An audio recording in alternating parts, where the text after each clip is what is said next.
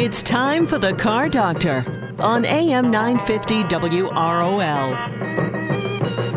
Got a car question? Call us at 617-770-3030. That's 617-770-3030. Now, here's the Car Doctor, John Paul, on AM 950 WROL, the spirit of Boston.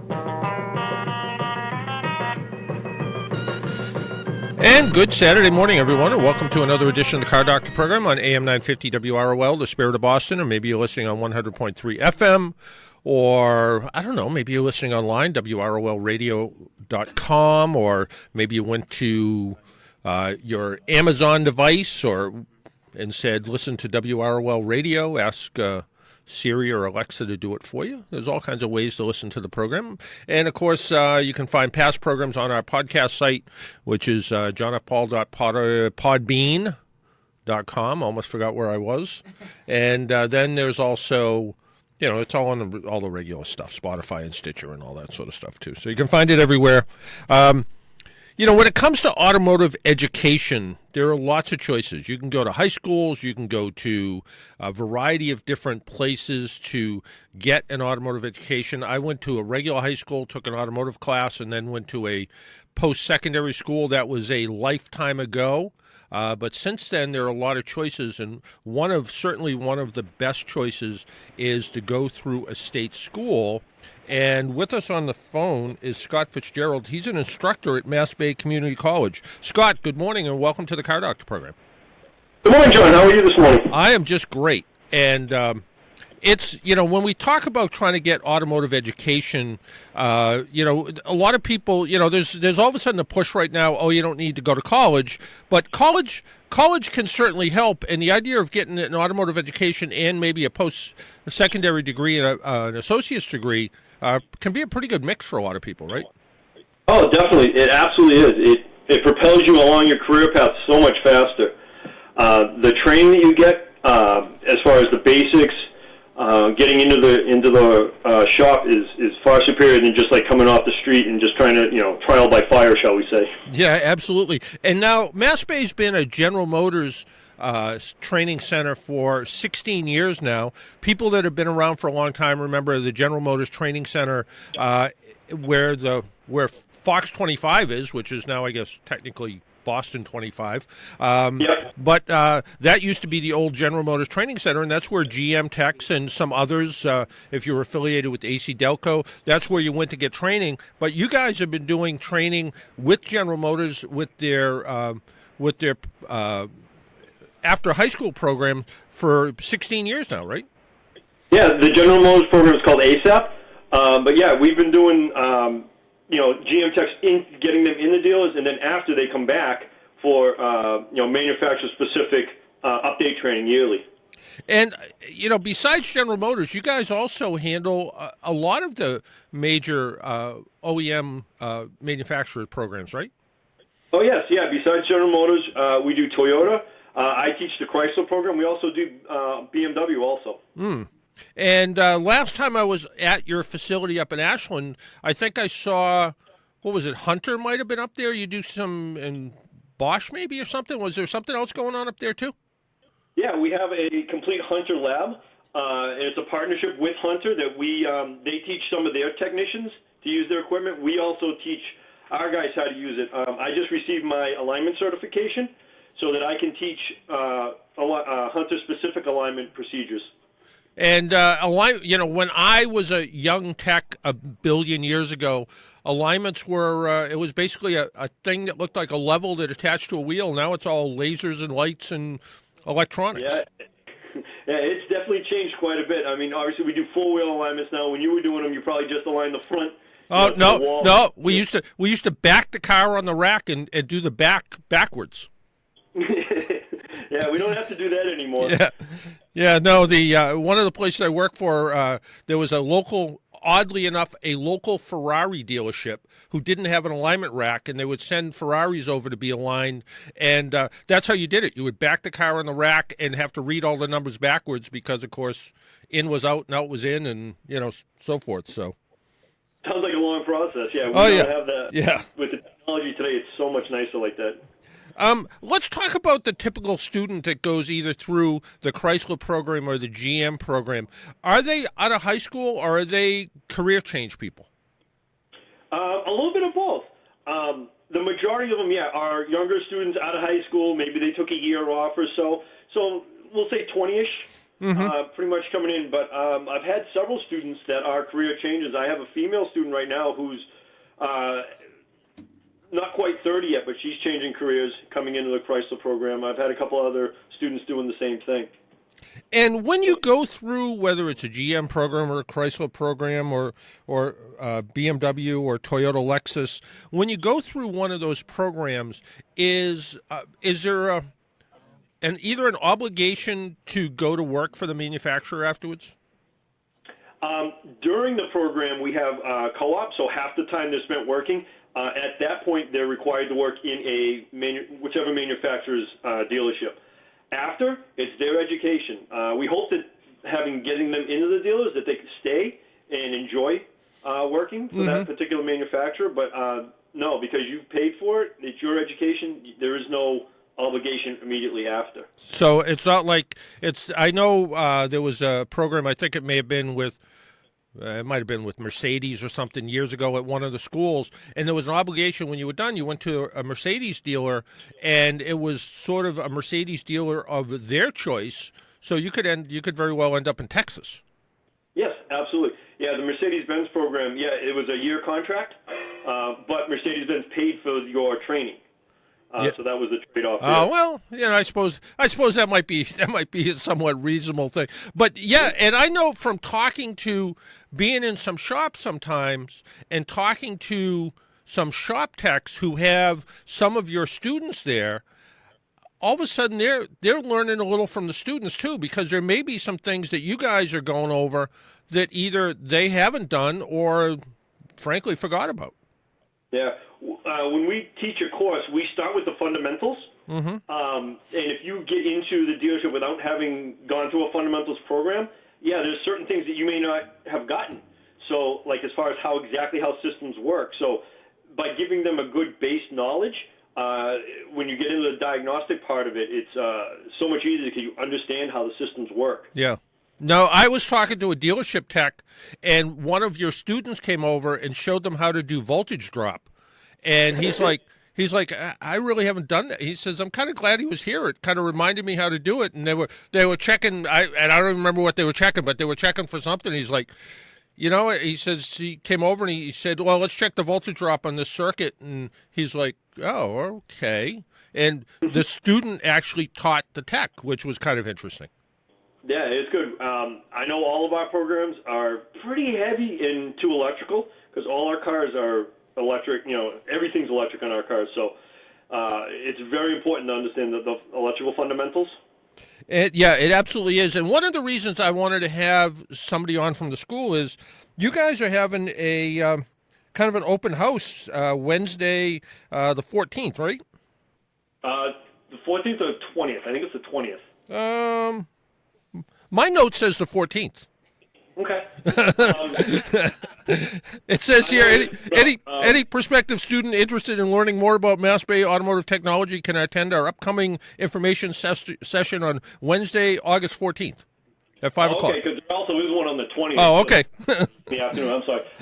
Well, just to know what night you're going to be working, Yeah, I'll be there both days. But yeah, the information session's great. We tour the campus. Some of the instructors are there, so they can talk to specific programs and see which ones they like, which ones they want to get into. Some of the requirements in going through the program. Now, does your program also offer a certificate program if somebody doesn't want the associate's degree? They just want the degree in, from a manufacturer, or is there an obligation that you go to school for 2 years and come out with an associate's degree? The only program currently is Toyota Lexus that offers a certificate program. It takes the same amount of time to go through it. It's still a 2-year program, but you just don't have to do the academic side. So you come out with a certificate, not an associate's degree at the end. Yeah. All 3 other programs do run the degree program.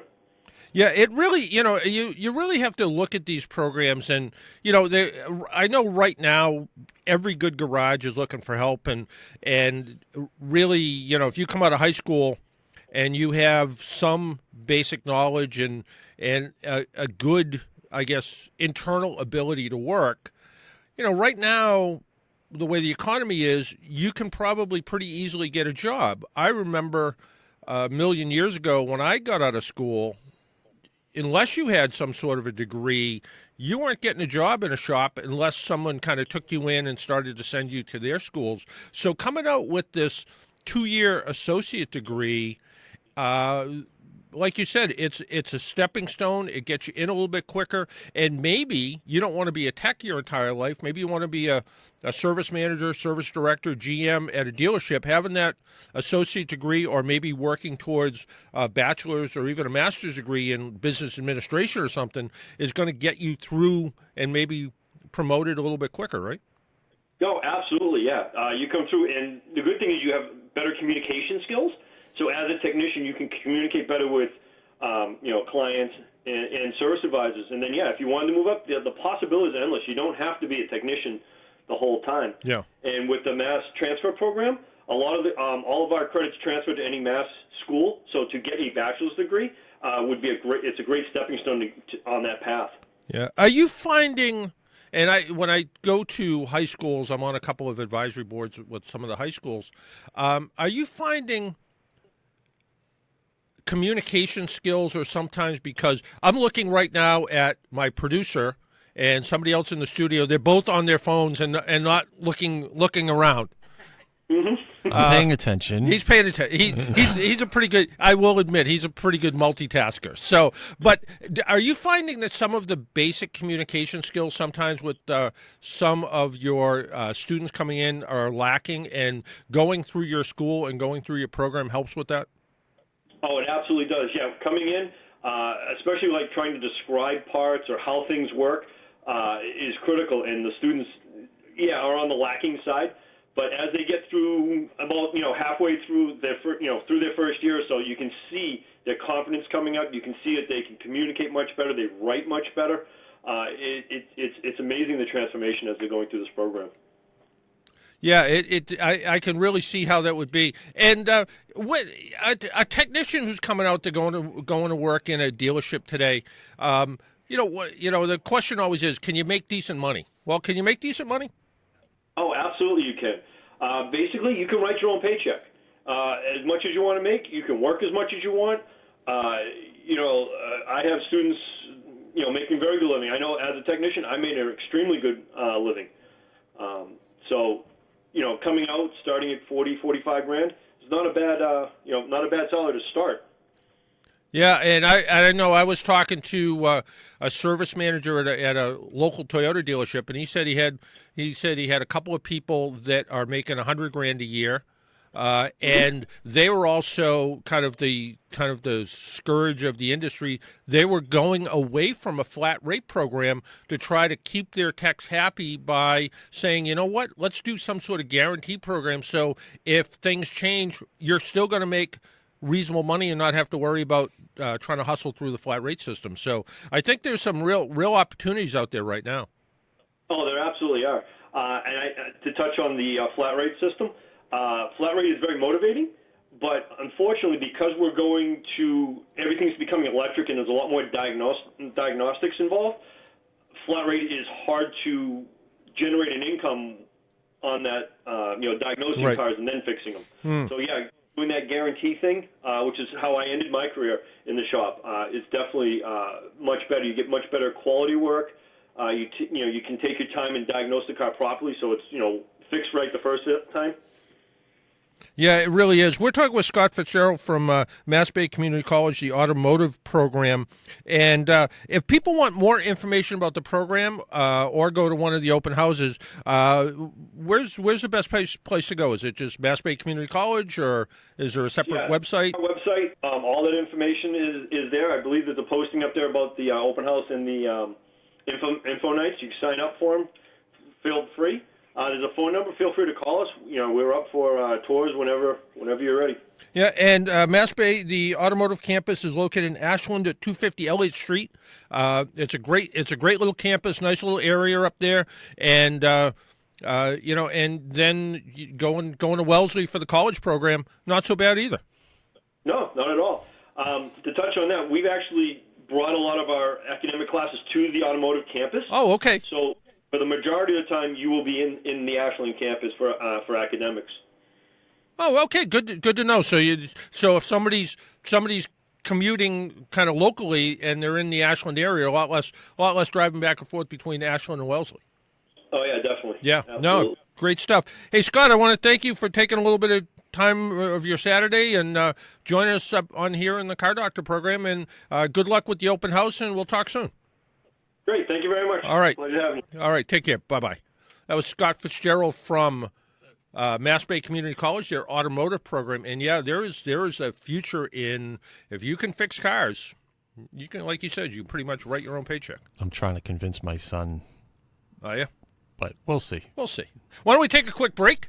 Hey, there's some new oil coming out in the market, and we're going to hear some of that from a little bit about that from the American Petroleum Institute. My name's John Paul. This is the Car Doctor program. We'll be back in a couple minutes.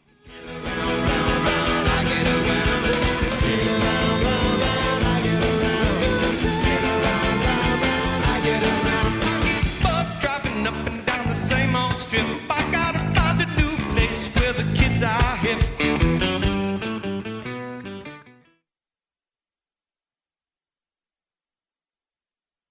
Saturday night, I guess that makes it alright. You say, baby, I ain't got enough gas. Oh yeah, little red Corvette. Baby, And welcome back to the Car Doctor program on AM 950 WROL, the spirit of Boston.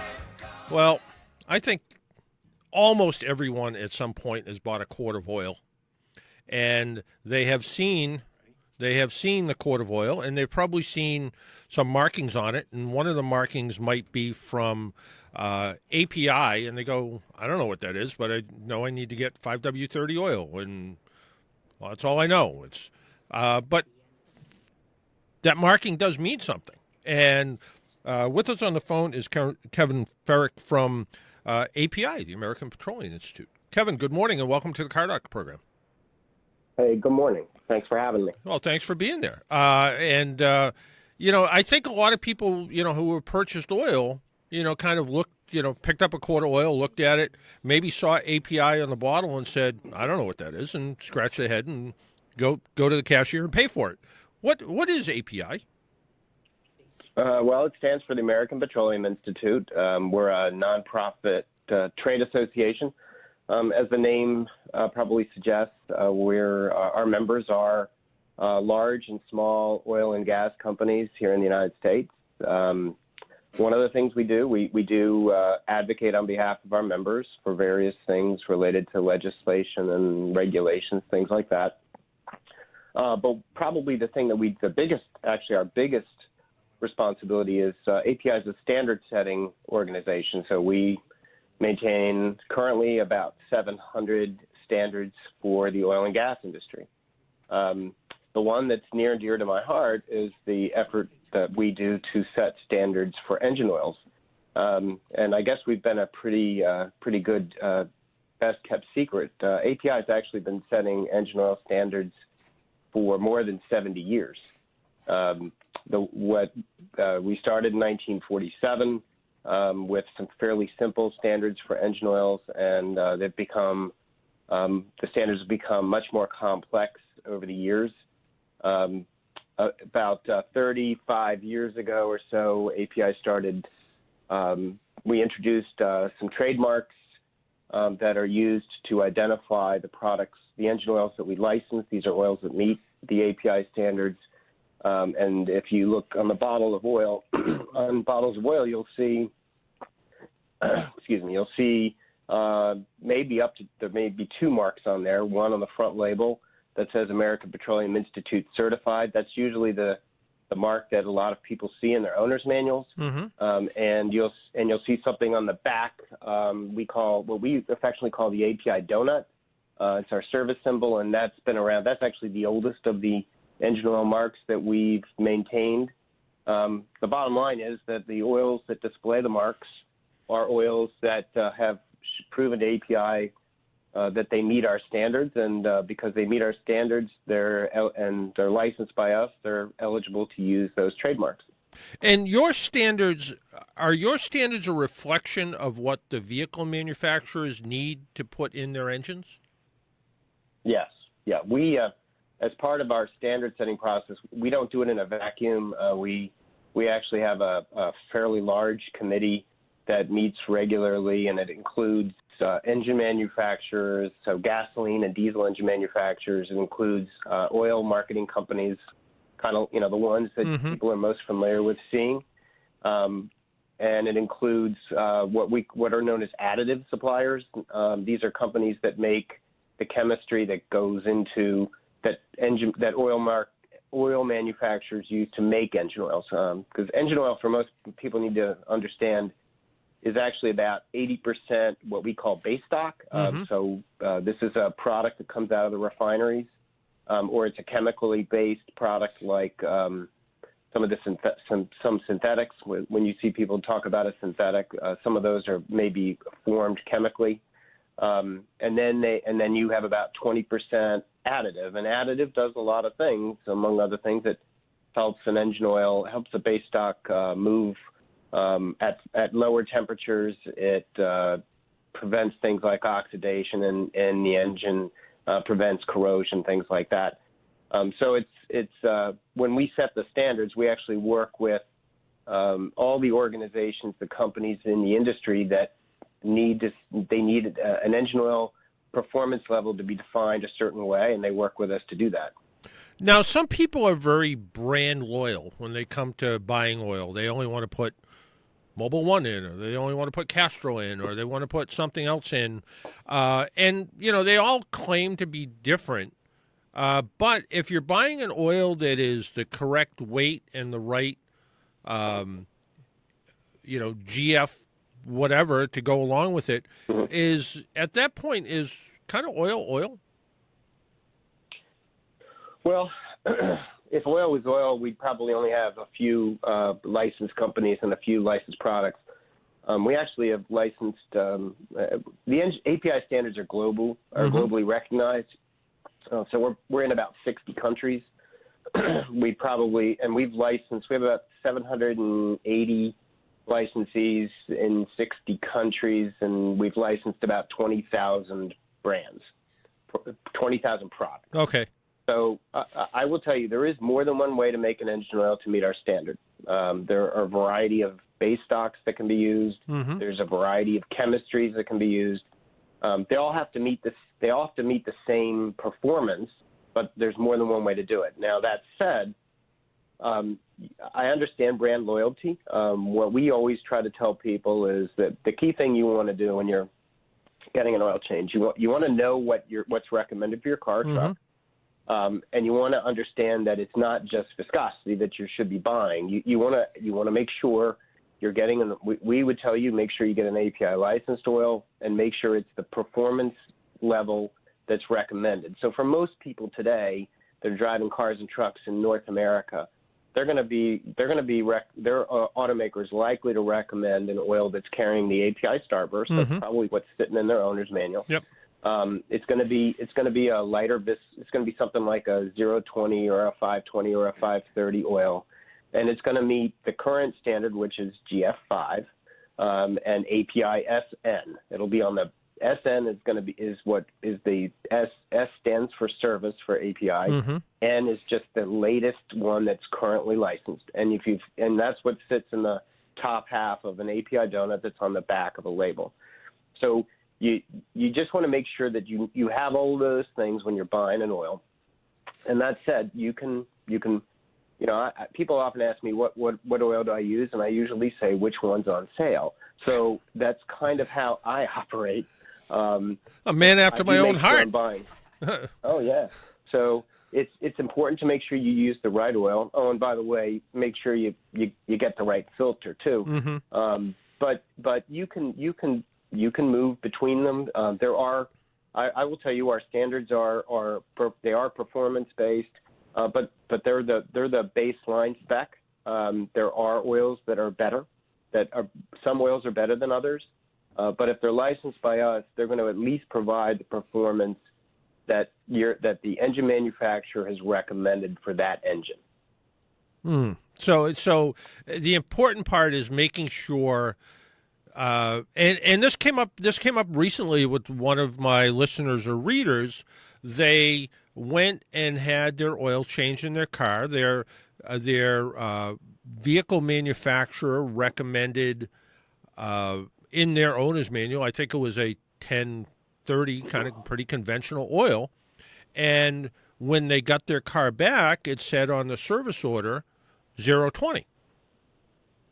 And they said to me, so what do you think I should do? And I said, well, it's kind of interesting that your manufacturer, and it happened, I think it was a Toyota product, in later years actually went to a 020, but still your owner's manual still says it should be 1030.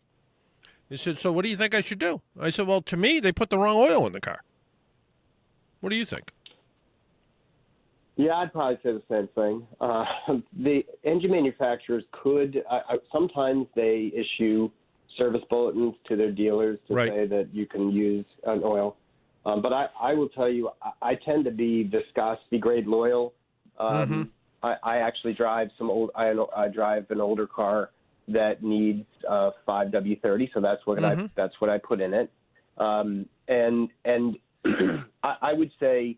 The other thing and this is actually the important part, when that engine, when it was made, was designed to expect a 10W30. So the moving parts in there and everything, that engine's expecting it. So I would probably have said the same thing. I'm guilty of having dealerships remove an oil that I told them not to put in my car. So that was probably good advice. Yeah. If the engine is supposed to use 1030, that's what they should be using. Well, do you come in? Do you have like an API tattoo or something you can show them and say, "This is how dedicated I am"? Well, I have business cards to generally do that. But I tend to, I will tell you one other thing. We always try to make sure people know is we always say follow owner's manual recommendations. Right. So. If the owner's manual says you got to change the oil every 5,000 miles, change it every 5,000. Right. Use the oil that's recommended. And the other thing, a lot of people today, and this especially in North America, a lot of us don't change our own oil anymore. We let a service provider do it. We let a dealer do it. When people are getting the oil change, take a few minutes to ask what oil is going to get used, just like what your caller or your reader had asked about. It's important to confirm with the service provider what oil they're about to use, and that's particularly true if they're pumping it out of a bulk tank. Right. Now, those bulk tanks, lots of people are doing that today. You really want to know what oil is coming out of that hose nozzle because it's this is the one thing we have to do probably regularly. Those of us that own cars and trucks. Periodically, we're going to take it in to get service because of the oil. It needs an oil change. People should take a few minutes to make sure that they're getting the right oil.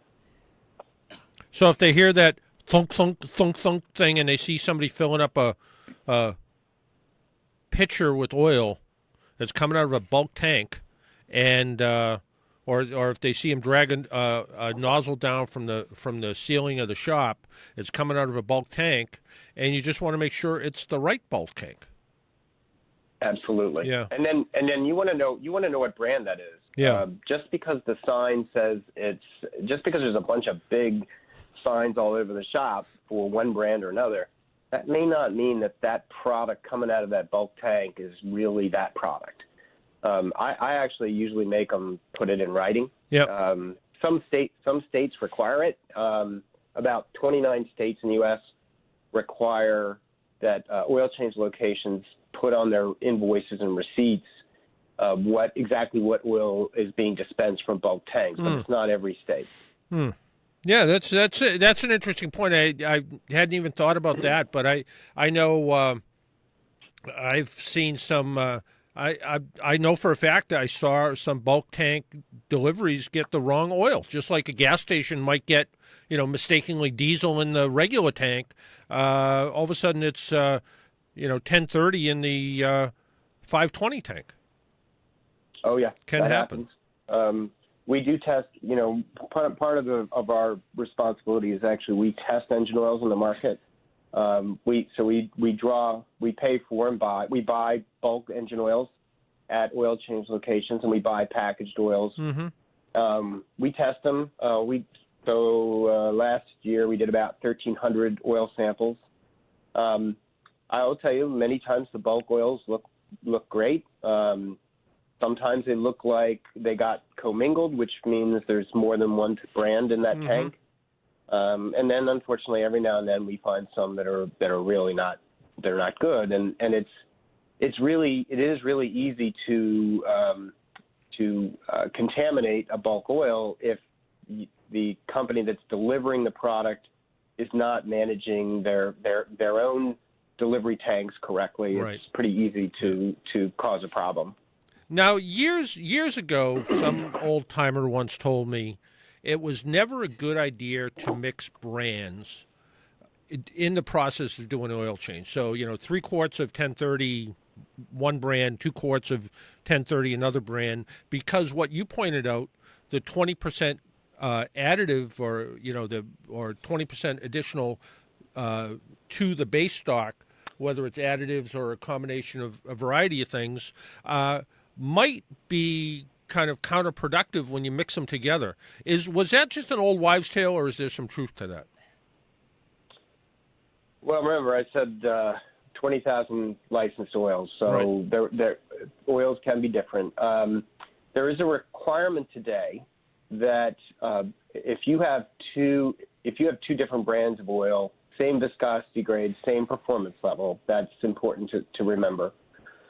So let's say you have 2 oils that are API 25W20 API licensed oils that carry the starburst. Mm-hmm. Okay, so those oils, there's a requirement for in our standards that say they have to be homogeneous and miscible. So you should be able to mix those 2 licensed oils and get performance that you expect. In other words, the oils should be able to be mixed. Now, that said, even we recommend that if you're getting an oil change, it's probably best to not mix.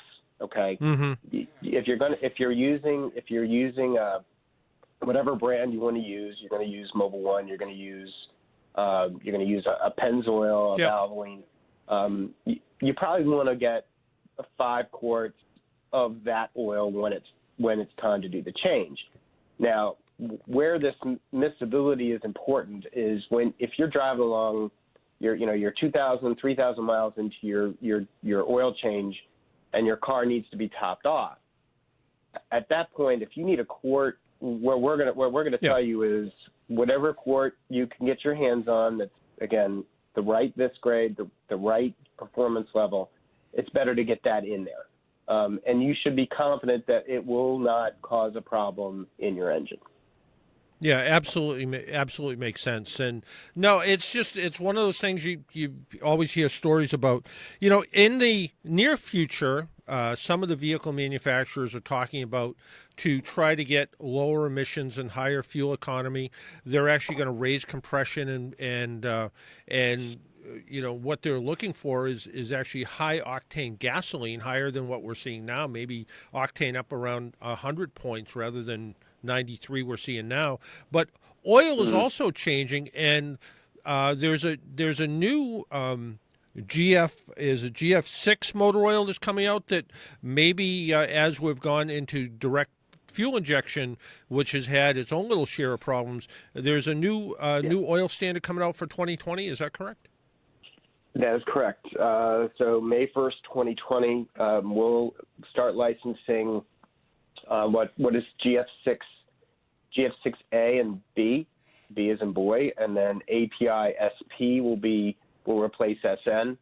I always have to point out to people that we do know what the alphabet is, but we are deliberately skipping the letter O because that would make it API SO, and SO is an ExxonMobil brand. We think very highly of ExxonMobil, but we're not going to have a. You're not going to have a trademark category. dispute. Yeah. There we go. Yeah. That's a good way to put it. So yeah, this new standard's coming out. The last time we introduced a standard was it'll be, by the time we introduce the new one, it'll be 10 years. Mm-hmm. Now, engine oils have had to change because engines have changed. So we've updated the standard. There's the new standards include 7 new engine tests. So when engine oils get tested, you pour them into engine test stands that are in cells and test labs around. Well, actually, they both happen to be. The 2 independent labs are both in San Antonio, Texas. Mm-hmm. So you take the oil, you put them in there, and you basically hope the oil survives the test. But these new engines are more reminiscent of the engines that are on the road today. So the intent is to make sure that oils that are being licensed are actually capable of protecting the engines that are on the road today and that are going to be introduced. In this case, what's going to be a little different is with the new standard, there's going to be GF6A is essentially the replacement for GF5. So the oils that are licensed for the API Starburst on the front labels, they're going to have to upgrade to GF6A. GF6B is being introduced separately because it's intended for very low viscosity engine oils. So you're going to see a new symbol. It looks like a shield that'll appear on 0W16 oils. I don't know if any of your listeners are driving cars where those are recommended, but 0W16, believe it or not, is on the shelves today, and it's being recommended for some cars. Yeah, I think some Hondas and Toyotas are using it. That is correct. Yeah. And then for the applications for the type of oil where the lower viscosity oils or the fuel economy oils aren't recommended, those oils will be SP. The key thing is the new standards are being brought out largely because there are things in today's engines that we have to make sure are protected. And one of them that I think you were kind of alluding to, gasoline direct inject engines, particularly ones that are small gasoline direct inject engines with turbocharging, have experienced a bit of a problem called low speed pre-ignition. That's essentially where there's an unexpected or an early combustion event that actually can cause damage in the engine. And they've determined that oils may contribute to that. So with the new engine oils that are coming out, particularly if you're driving a car that one of these GDI turbocharged engines, you really need to pay attention to the oil you're using. Now, there are oils on the market today that will protect those engines, but the GF6 oils that are coming out will specifically address that. They will also they'll provide better fuel economy. They're going to provide better wear protection because there's new wear tests that are being introduced. And they're going to have there's a component called a chain wear test, which is brand new for API and for API standards. And it's intended to do exactly what it sounds like. It's going to make sure that the engine oils are going to protect the timing chains in today's cars and trucks. Yeah, no, important things. I mean, oil, let's face it, oil's the lifeblood of any engine, and it's important to make sure you use the right one. Is it just me jumping to conclusions here, but are these very thin oils, are they typically always synthetic? Well, I've heard that. Remember, synthetic, we don't define it. Okay. If you can imagine trying to get a bunch of engineers to try to agree on a definition, I would tell you that it's a challenge. Yeah. So we don't define it, but for most people, what it really means is it just means that it's a higher grade of base stock. So usually there's a couple types of base stocks that usually people consider synthetic. And yeah, from what we understand, the lighter oils they're going to require a higher base stock. Eventually, companies, they're very innovative. They may find ways to go for, what they might call a semi-synthetic to deliver that kind of performance. But it's probably going to take some time for them to do that. But yeah, they're going to use a high-grade base stock, particularly these really low viscosity engine oils. And the other thing that your listeners may want to keep in mind, the standards for these low viscosity grades are no different than the standards for, say, a 10W30 that meets the same performance standard. They all have to pass the test, which means there's no, they don't give a less of a wear requirement for a low viscosity oil. They have to meet the same performance level as a heavier oil. The other thing we always try to tell people is don't assume that a thicker oil is always better.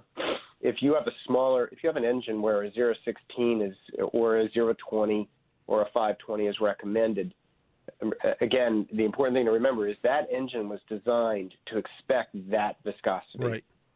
So all the timing is set on that. There's what they call valve actuation in engines that it may be dependent on a particular weight of engine oil. And then the other thing that people forget is engine oils are working to cool the engine. And some of these engines are expecting a lighter oil that's going to flow more readily to provide that cooling function. Yeah, absolutely. I've always been told that engine oil provides 20 to 25% of engine cooling. So you think it's the radiator and the coolant, but in fact it's the oil. If people want more information about oil and API, is there a website they can go to learn a little bit more about some of the everything you guys do and a little bit more about oil chemistry and how it all works? Sure, absolutely. What you want to do, I will apologize finding us on our website because we're the trade association. Service. Yeah, we provide a lot of service to the industry. But just go to API.org. So API stands for American Petroleum Institute. API.org, and just look for engine oil, and you'll find information in there, and you'll find a list of the companies that we license. Well, perfect, Kevin. Thanks for taking some time out of your Saturday morning and joining us up here in Boston. No, it's a pleasure. Love your city. All right. Take care. Bye-bye now. Well, first off, I need to apologize to our trivia winner from last week. Totally forgot to send out his trivia prize.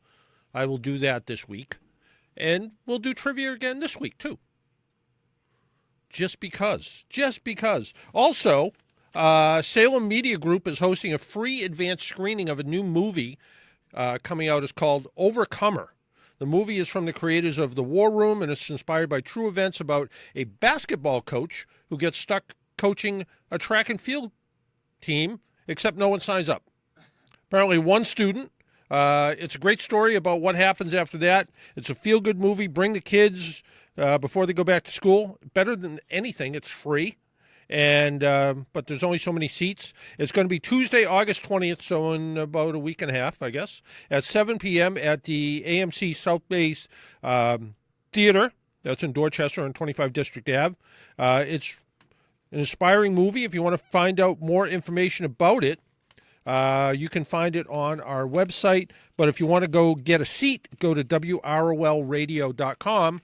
And you can find out more information how to get a seat. And I think there's a trailer on WEZE's site. So if you go to WEZE Radio, you can see the trailer for it. But if you want to sign up for a seat, go to WROL Radio, hit the banner, and you can get a seat. Why don't we take a break? When we come back, we're going to do a little trivia. And our phone lines are open now at 617-770-3030, 617-770-3030. We'll be right back. Guess you better slow your Mustang down. Oh, Lord.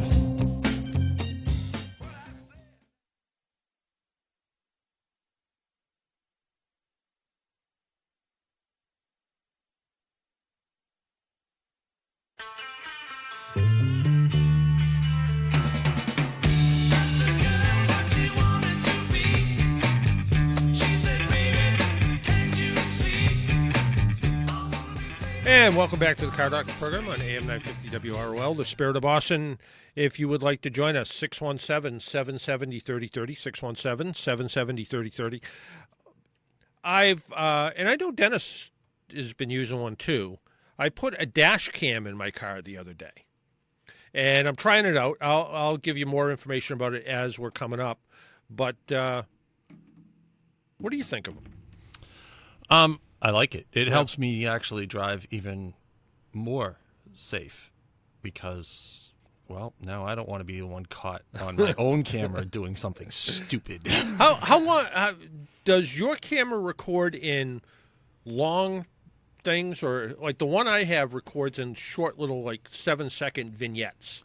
I think mine's up to 30 seconds. 30 seconds, okay. And this one's actually pretty unique. It's the company sent it to me, and they're a Chinese company.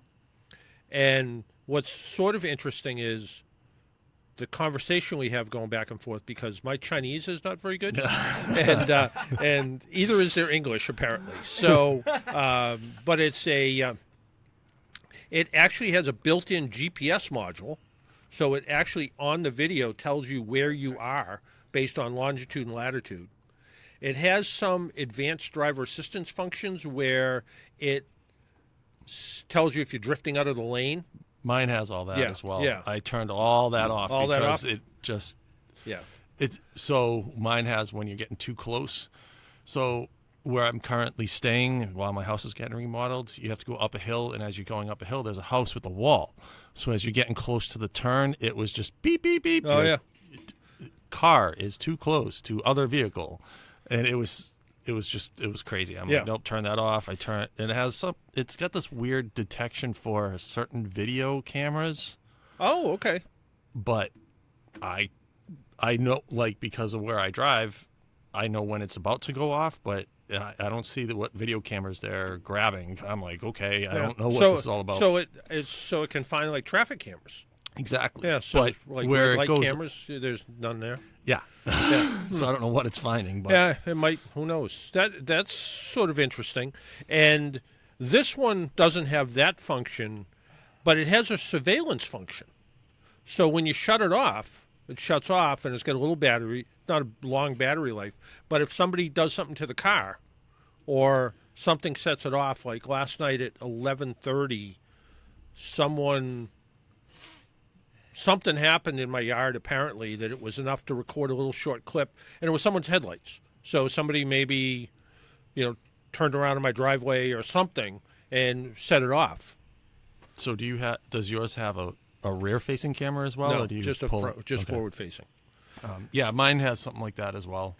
I think a lot of them do. Yeah.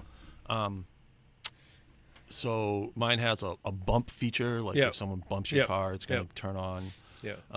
And most importantly, they're all set up to, if you do get into a crash, it records that time frame and doesn't write over it. So you have that information so it won't go away. Right. Mine also has a feature where I could take a picture of, if a car is going, really crazy in front of me or something like that, I can actually take the picture of the license plate. I can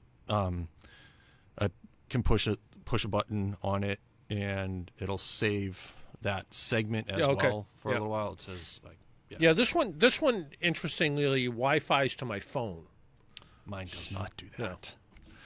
No. But it's and it's actually it's not Bluetooth. It's actually Wi-Fi, which I found kind of interesting. So you can actually review, and it doesn't download to your phone. It just connects to your phone, so you can review stuff on a little bit bigger screen.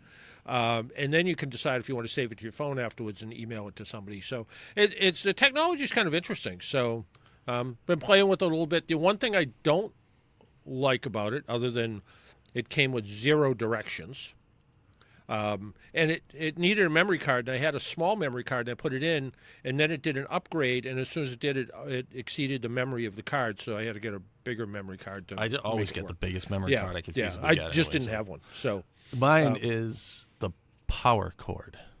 You have to string it along. I had it strung along the top of the windshield and then down the side, and the things that I was using, when it got too hot, the sticky wore off. So my wife's been on me for 2 weeks. When are you fixing this? When are you fixing this? Like, yeah. Yeah, I just put this in temporarily, so it's the wire goes up over the visor, kind of wraps around, and then where the rubber weather strip is on the door, I was able to peel the weather strip back, stick the wire under there, and then drop it down. And because I wasn't neat about it, I put it under the floor mat and up the other side and plugged into one of the USB ports. So under the floor mat, that could be something I could do. Yeah. So you don't really see it. It's under the mat. It doesn't go anywhere. So, but I did it yesterday because I was driving out to Palmer Motorsports. Now, Palmer, Massachusetts, I don't even know where Palmer, Massachusetts is. It's near Sturbridge and Warren. Sturbridge, I know. Warren, I don't. Yeah, it's not that far out. Yeah, but I didn't know where it was. And there's the woman who's the PR person from Palmer Motorsports. For a year and a half now, she's like, you got to come out and see our racetrack. I'm like, yeah, that sounds like it'd be fun. And for a year and a half, I've been saying, yeah, that sounds like it'd be fun. And I haven't done it. So Craig Fitzgerald, who is the editor at Gatehouse, who does Best Ride, who runs my column. By the way, go to one of the Gatehouse newspapers. Patriot Ledger, I think, has it. Brockton Enterprise, a million different papers carry it.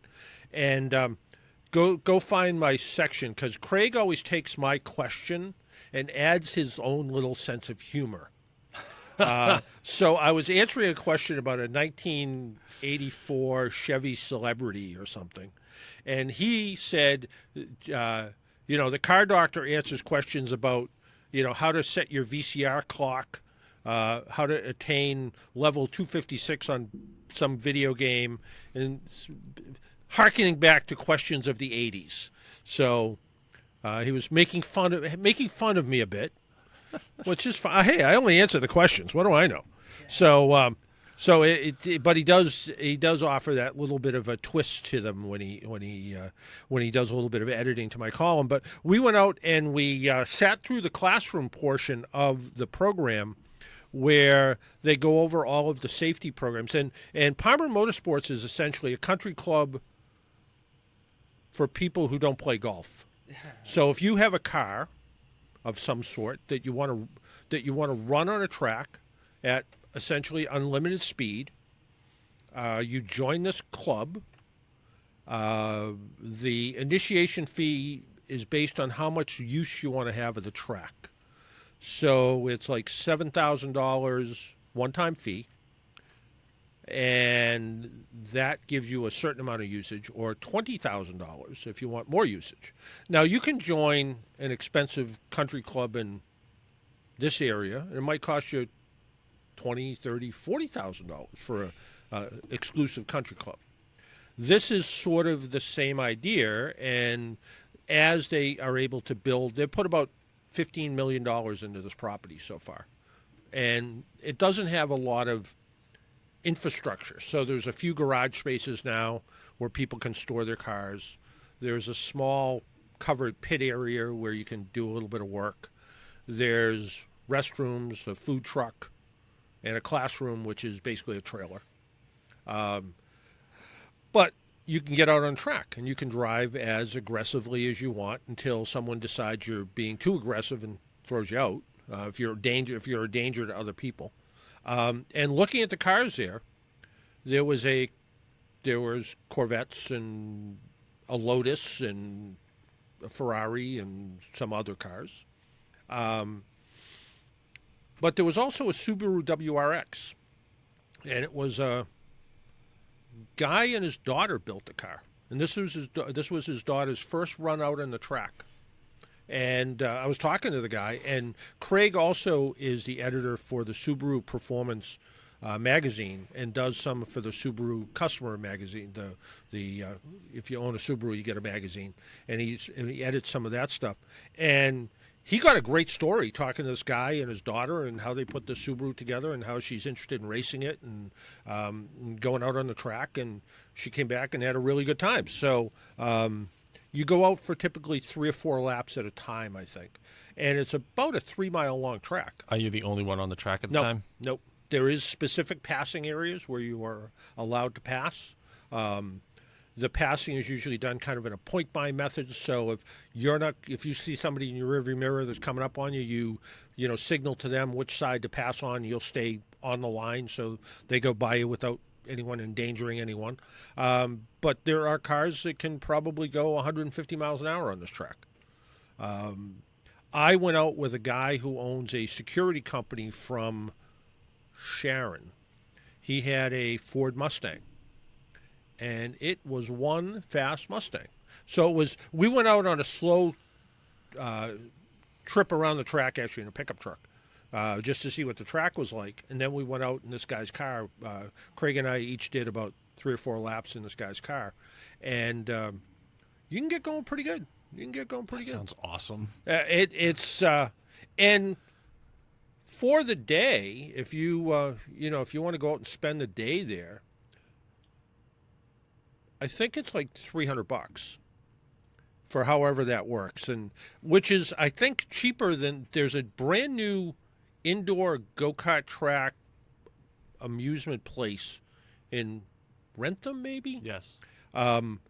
It's the biggest indoor go-kart track on the East Coast, I think. Yeah, and an ambulance goes there at least twice a day. I think it's like but I think it's like $25 a lap. Something like that, yeah. It's really expensive.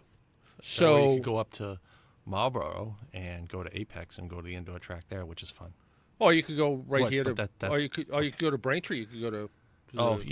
F1 track, which is a nice track it is. too. It's really nice. Yeah. So. Okay, free plugs are over. Okay. All right. So anyway, I went out there, and the other kind of in the realm of stuff I'm looking at. I think I talked about a month or so ago about a product from the company Worx, WORX. You see them, they make leaf trimmers and blowers and stuff. But they've also made a couple of interesting things. One was a little cutoff tool. So a little grinder type thing, almost like an angle grinder. So if you need to cut a piece of sheet metal or you need to cut a piece of angle iron, this is a little one that uses a little 20-volt battery, use a little 3-inch wheel on it. And kind of handy for little quick things you need to cut. You don't want to either drag out an extension cord or if you're in a big shop, an air hose. And it actually works pretty well. I'm now trying out they don't call it a pressure washer. They call it a power washer. And it uses and I'll talk about this more in the next week or so, it uses 2 of their 20-volt batteries. So it's a 40-volt system. It has its own pump in it. So, and one of the questions somebody wrote to me last week in the Rhode Island area, they have a Jeep and they love to go off-roading. But unlike every other Jeep owner in the world, they hate driving around with mud all over their Jeep. Most Jeep owners love to drive around with mud all over their Jeep. It's like, look how aggressive I am. I got this guy said, and what he does, he has a 5-gallon jug of water in a bucket, and he tries to wash all the mud off before he comes home, and probably his wife yells at him or something. But this thing is kind of nice because you don't need a regular water source. He could use his 5-gallon jug of water, put the hose in it, and it'll suck the water right out of the jug. So, and because it's a power washer, it actually uses less water per, a garden hose uses X amount of gallons per minute. This actually uses less water at a higher pressure. So typical garden hose is 60 pounds of water pressure. This is 450 pounds.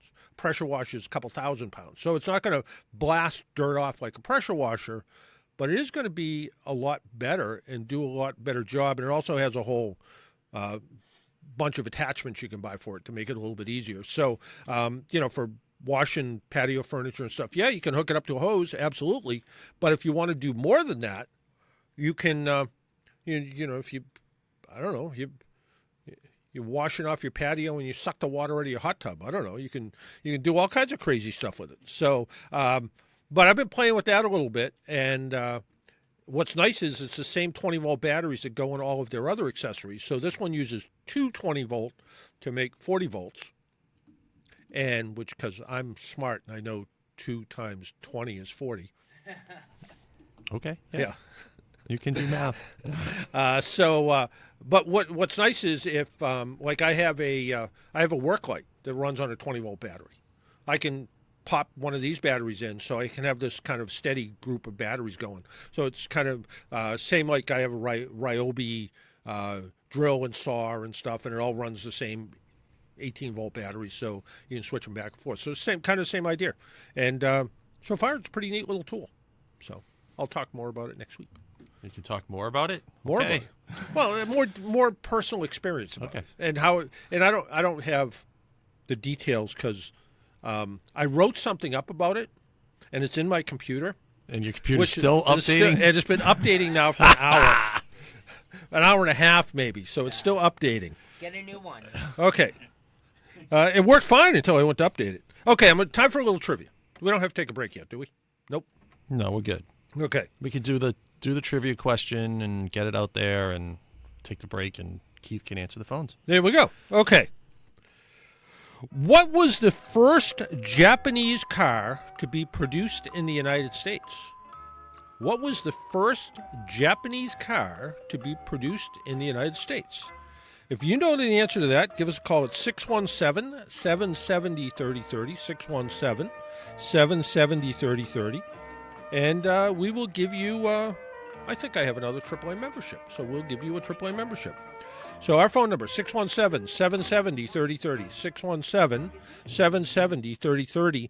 And if you won last week, if you are Bill from Medford who won last week, I apologize. I haven't sent your prize out yet, but I will this week when I get back to work. So I apologize for that. Why don't we take a break? My name's John Paul. This is the Car Doctor program. Trivia question. What was the first Japanese car to be produced in the United States? We'll be right back.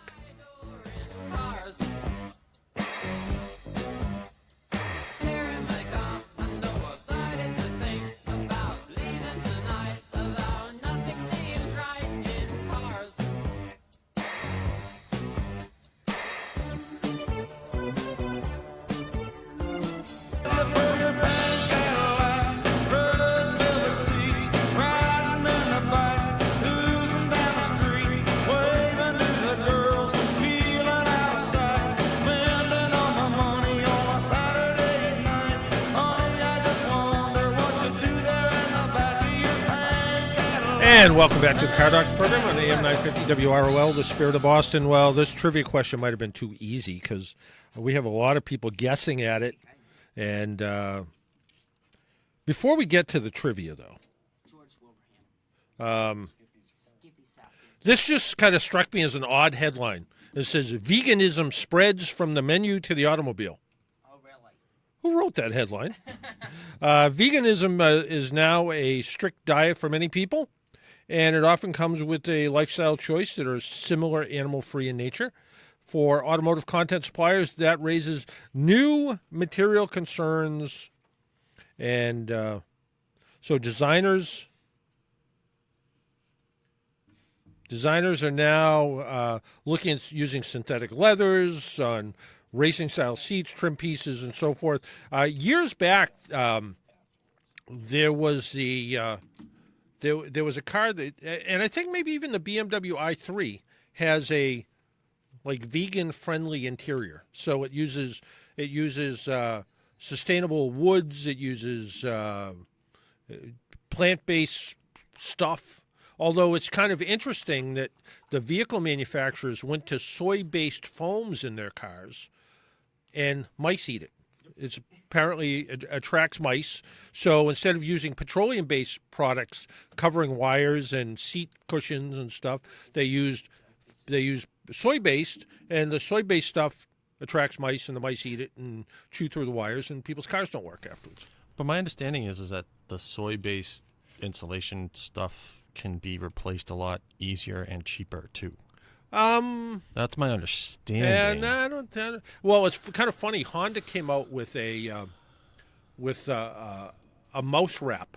So on their wiring, you can get this tape that's embedded with hot pepper flakes or something. That works. So to let them bite into that thing. Woo! Yeah. So just for that kind of reason.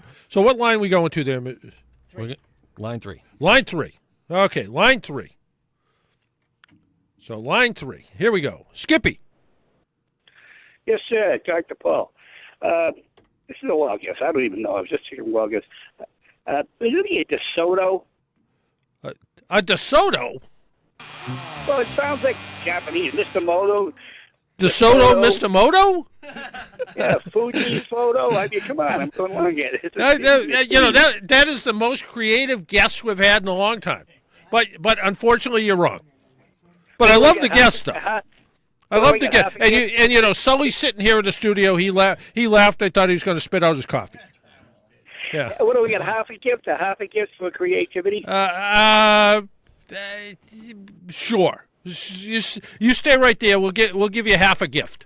I don't know what it's going to be yet, but we'll give you half a gift. Stay right there. Just give me the best half. Yeah. Well, good luck with that. But we'll send you out something. How's that, Skippy? Yes, sir. All right, stay right there. Don't go away.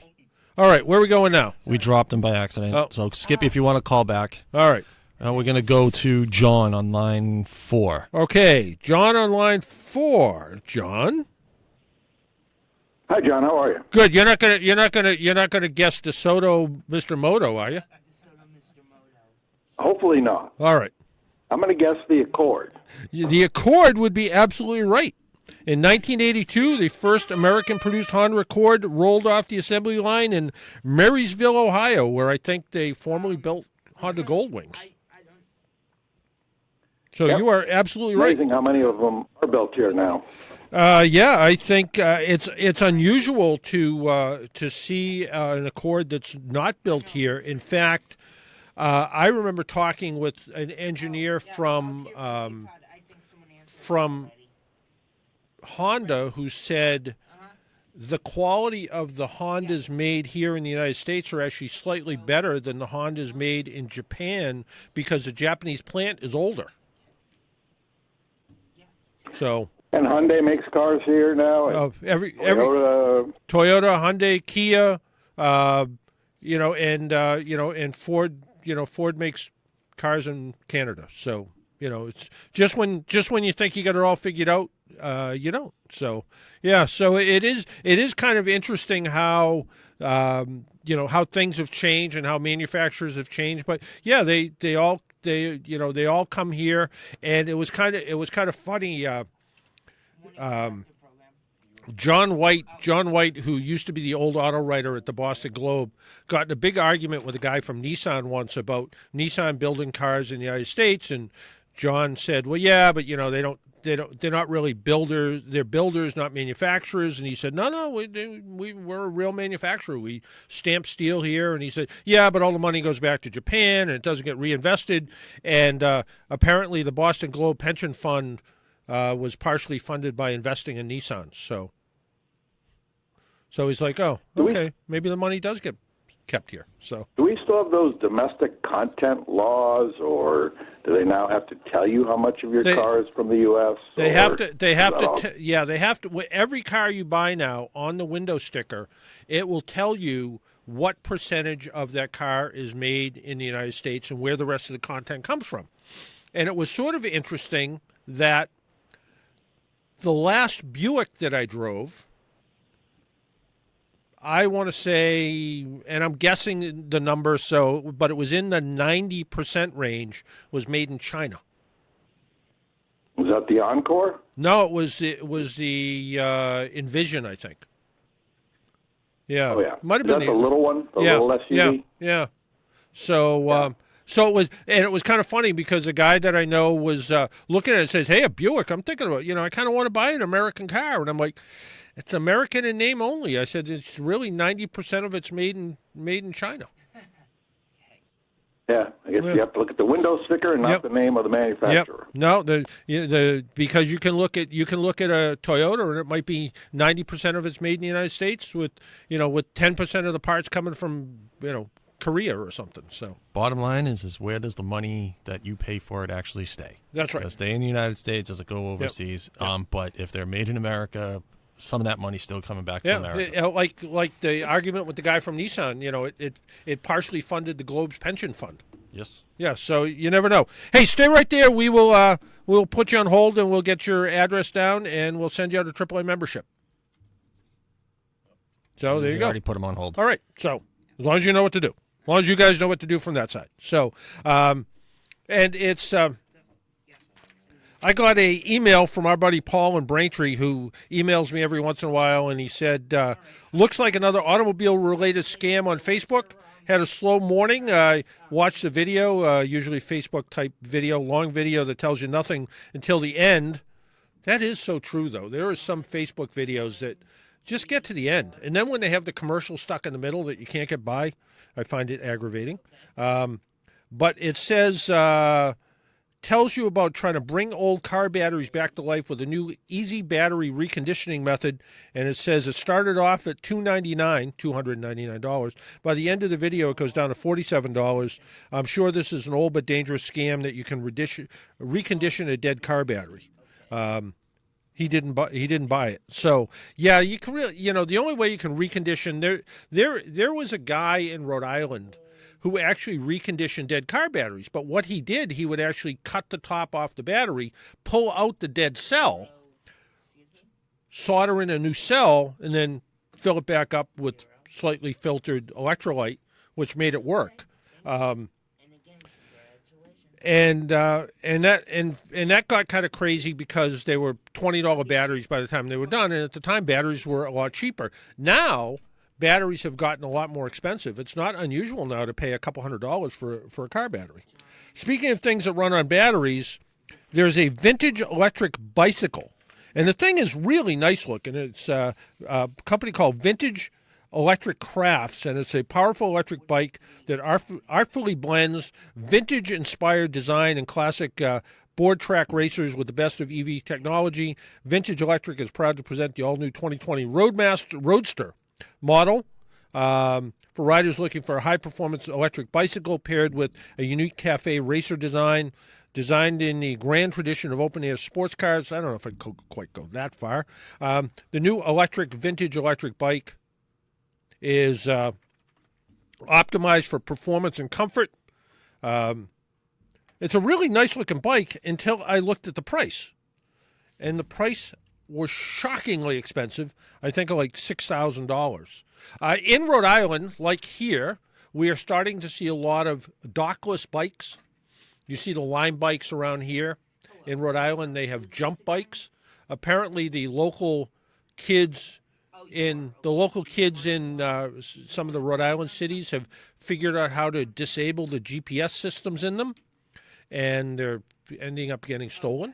What the other interesting thing is, I saw a jump bike in my town.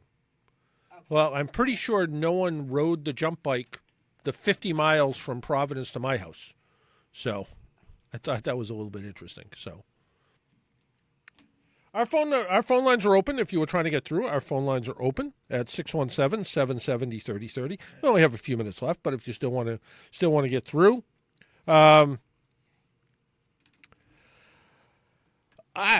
this headline kind of made me scratch my head. It says, Dodge fans love horsepower, the sound, the smell, the fuel.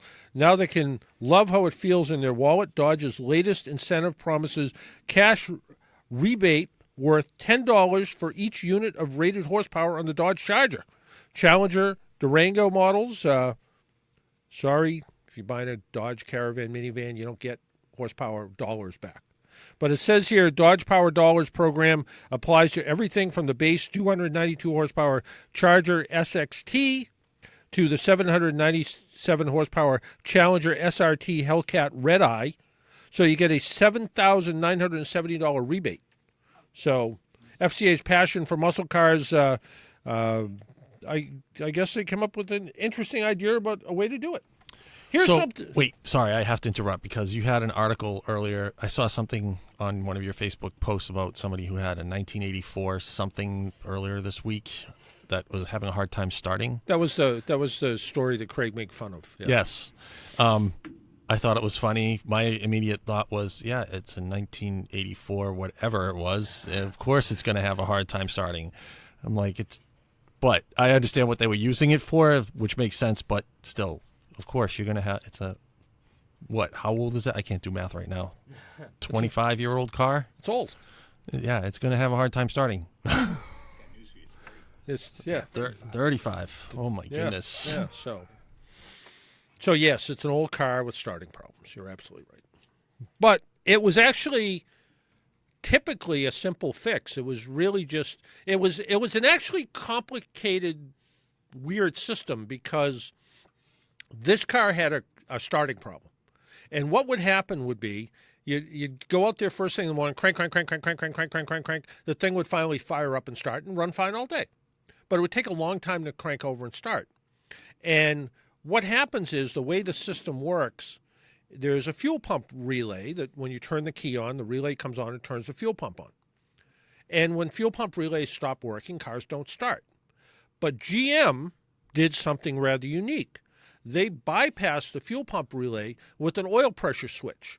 So once the oil pressure got up to where it should be, it bypassed the fuel pump relay and powered up the fuel pump so it started up. So people just noticed long cranking and said, well, I don't know what's wrong. It starts up all the time. It just cranks over forever until it starts up. And most of the time the fix, people would put fuel pumps in because they thought it was that.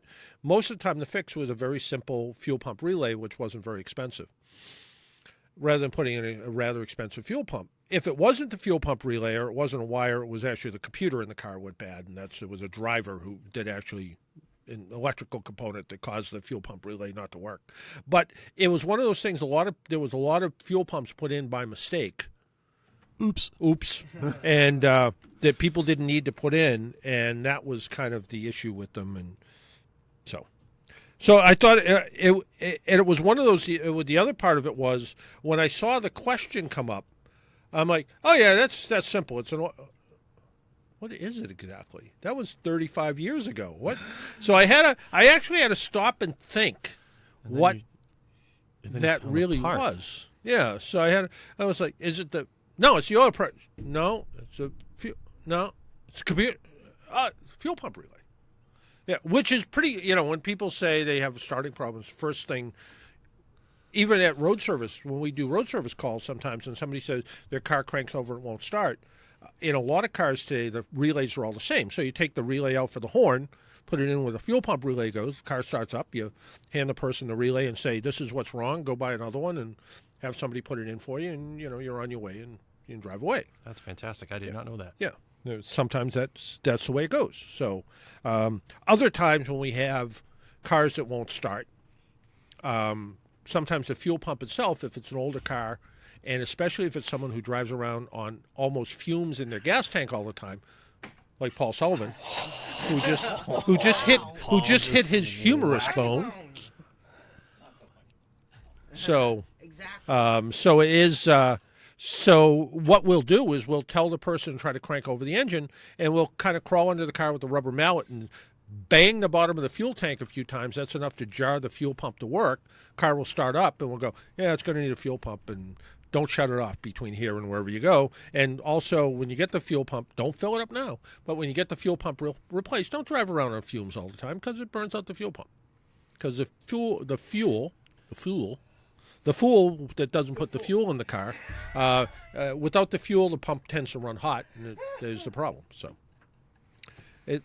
now let's see, is Paul back together now? What's in that bag? Like bread? Oh my God! You hit the corner of the chair, dude. Oh, I did. Yeah. All right. So for those who can't see the video camera because we don't have one. Yeah, well, we do have one, but it's not. Yeah, the Facebook, for people who can't see the Facebook Live post because we don't do one. We should do one. Paul Sullivan just hit his humerus bone on the back of a chair. I did, and it's smarted apparently. Not so funny bone. I know. Yeah. So. Yeah. Hey, that's like using the mallet there is the equivalent of kicking the TV, isn't it? Pretty much. Yeah. There you go. I used to do that. But there's an old joke that I have just enough time to tell about the guy that comes out and the person's furnace doesn't work in their house, and they come out and they go, "Can you fix my furnace?" The guy comes out, looks at it, scratches his head, whacks the side of the furnace with a hammer, and says, "Okay, it's all set." And he says, "You owe me $100." Mm-hmm. He goes, "Hey, you hit the furnace with a hammer." He said, "I want an itemized bill." And he said, and the bill says, "Hit furnace with hammer, $1." Knowing where to hit it, $99. So, and travel time. Yeah. So again, it's sort of knowing where to hit and what to hit can make all the difference in the world. Talent and expertise. It is. It is. So, what's up? Well, my computer's still updating. It's up to about 2 hours now. It should have like this voice that comes recalculating. Yeah, it should. It's this is the one thing about computerized. Well, you didn't update it since like 1997. Right? No, I thought it was just recent. But the one interesting thing about this is what concerns me about autonomous cars that are going to be hugely computer. I mean, right now there's more computer technology in a car than there probably is in a 747. Right. But the idea that your car is going to run on a computer like this, and what happens when it goes to update? Update. Yeah, updating, and you're like, well, I'll just pull over. Well, excuse me, boss, I'd be in, but my car's updating right now. Yeah. That's absolutely right. Just a new excuse. So the piano guy's playing, which means I can't hear that.